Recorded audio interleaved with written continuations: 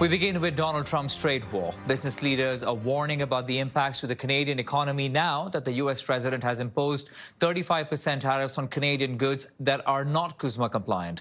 That's up from 25% earlier.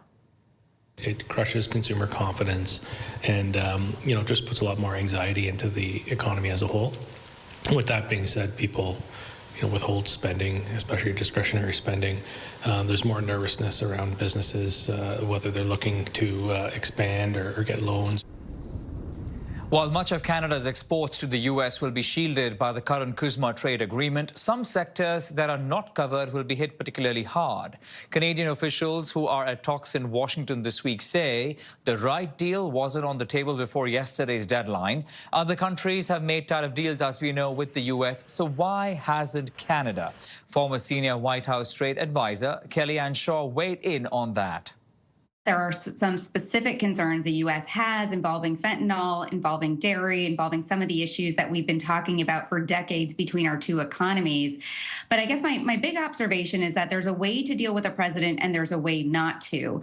And I think that other governments like Mexico, the United Kingdom, even the EU, Japan, have been more successful than Canada has in terms of their approach. And that really is just meeting the president where he is on some of these substantive issues and trying to move on as quickly as possible.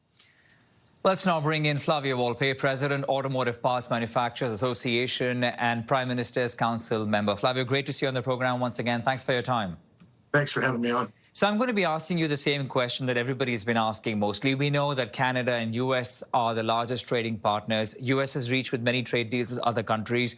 Why do you think it's been so hard and challenging for Canada? Well, I love hearing from people that everybody else got a deal and that's they're better off. But the deal terms are terrible. We watched the Japanese, the Europeans agree to a 15% tariff.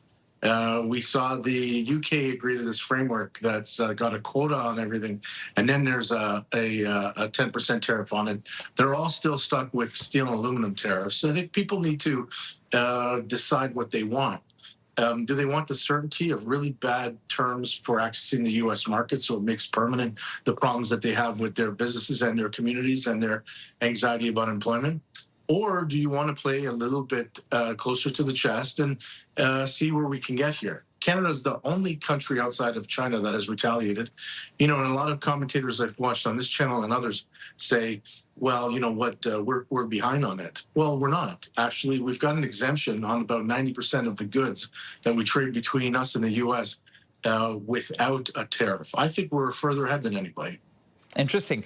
We know the Canadian government has been saying it wants to protect Canadian jobs, invest in our industrial competitiveness, buy Canadian, diversify our export, as we know the Prime Minister has been saying that. Flavio, but let me ask you, how do you think those efforts are actually taking shape?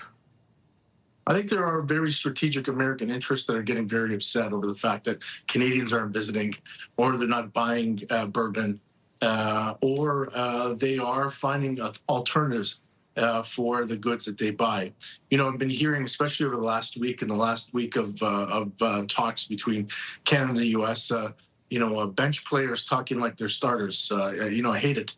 They're saying, well, I've spoken to people in Washington and they say the president doesn't like how Canada's talking to us and that the Commerce Secretary thinks that we should be putting something on the table. What they're saying really is other countries have gotten the anxiety off their back by giving up industries or giving up communities or giving up interests and economic sovereignty to the U.S. so that they get out from under the thumb of the president. We expect more, especially in the industry that I represent, automotive. Yeah. We were able to get to the point where there's no tariffs on auto parts to keep the industry open. But I don't want a bad deal on those Canadian cars that you're showing that then, we're already down 25 to 35% in exports. Bad deal. We don't need that right now. Let's stay at the table. Okay. And lastly, as a member of the Prime Minister's Council on this file, what do you know of what can we expect in the near future? Have you heard anything, Flavio? Well, I wouldn't talk about it live on CTV, but I would say We'd love to hear it, though, anyway. Sure.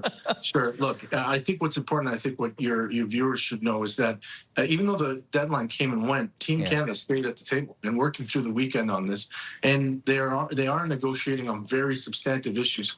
It's just, do you leave behind steel? Do you leave behind Saskatchewan? Do you leave behind different parts of the Canadian economy and civil society at a moment when they need you most? Stay at the table. That's been our advice, and certainly that's what we're hearing back from the negotiating team. We're going to stay at the table until the right deal is there.